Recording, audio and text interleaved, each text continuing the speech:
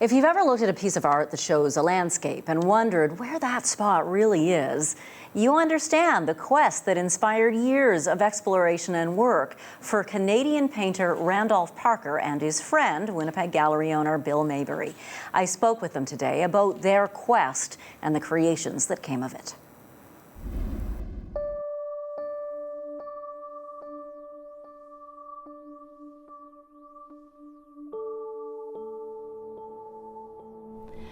So Bill, tell me how this painting inspired the whole adventure.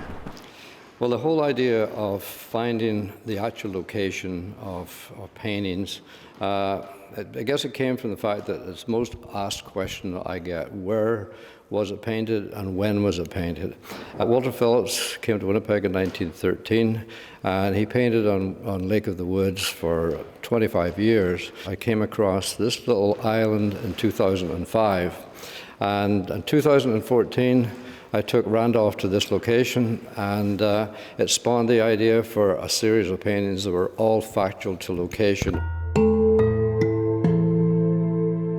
So, Randolph, how much time did you spend out in boats looking for the inspiration for all these beautiful paintings?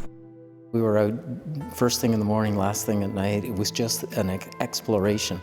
I spent pretty much 3,000 kilometers of coverage crossing the lake in all kinds of bays and channels and stuff. But there's also the sort of human spiritual level behind all this. And so when we're out in the boat cruising around, it is just wonderful. Like the sense of joy and being out in the water and exploring.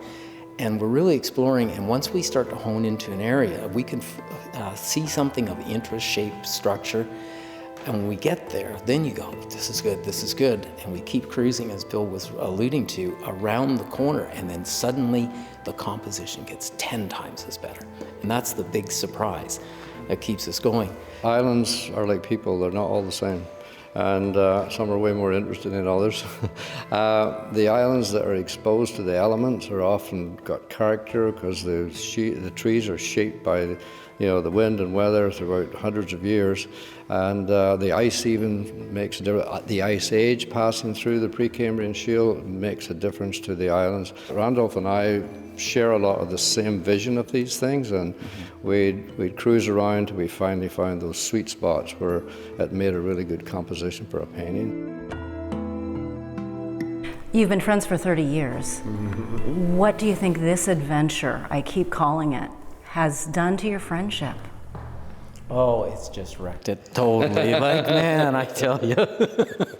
Lake of the Woods is a place that just connects with the hearts of so many people in this part of the country specifically. When you look at this, like, what do you think it is about Lake of the Woods and that gives it its majesty?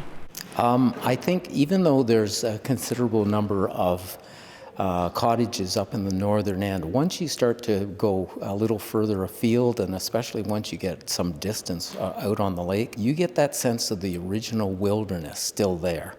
And it's sort of like what it was before we were here. And so there's that kind of connection that gets made to how splendid it is, how important it is, how unique it is, and in terms of what's happening around the world, in terms of what's with the landscape, this still retains that beauty, charm, and it's great to explore.